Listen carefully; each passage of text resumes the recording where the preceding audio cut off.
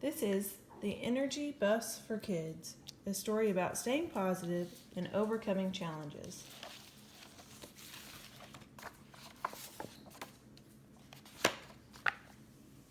It was Monday, and Mondays were never good for George. He woke up tired and grumpy as usual.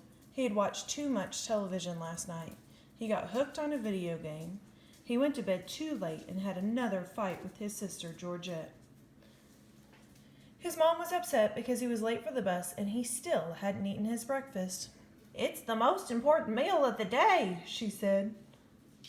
George knew she was right, but he was too tired and had to hurry to catch the bus. As George ran to the bus stop with his heavy backpack, he could see bus number 11 pulling away. George was so upset he wanted to cry, but he didn't. He just put his head down and wondered what else could go wrong today. Luckily, as the bus driver drove away, she saw George, stopped the bus, and yelled out the window, "I wouldn't leave you. Come on, get on the bus." The bus driver wasn't his usual bus driver. George had never seen her before. She said her name was Joy, and she had the biggest smile he had ever seen. He told her his name was George and sat down in the first seat. "What's got you down, and what's with the frown?" Joy asked. "Everything is going wrong," George said. "That's okay, George. You're on my bus now. I call it the Energy Bus. Sit down, and I'm going to teach you some rules that will take you on a positive ride through life." "Are you ready to learn the first rule?" Joy asked. "If you are, say yes 3 times. George and all the kids on the bus then shouted, "Yes, yes, yes."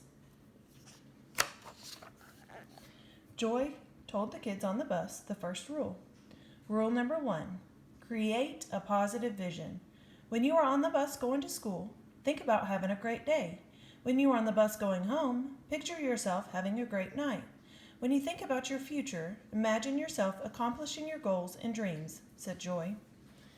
If you can see it, you can create it. If you have a vision, then you have the power to make it happen.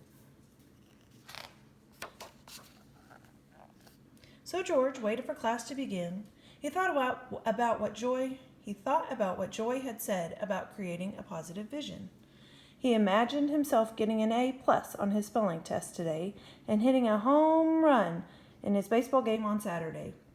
He then remembered his teacher telling him the importance of writing down your goals and drawing pictures of them. So George took out a piece of paper and drew a picture of his spelling test with a big A+ on top. He also drew a picture of himself hitting a home run. George knew the pictures would help him remember his positive visions, so he folded his drawings and put them in his pocket.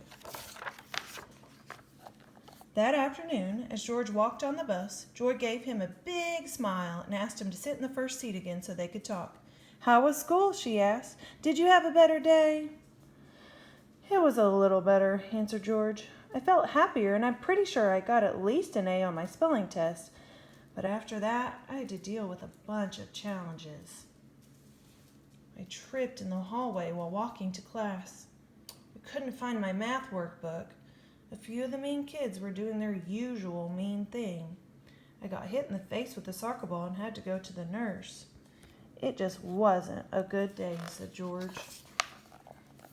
"I understand," said Joy. "We all face challenges in life. That's why it's so important to learn the next rule.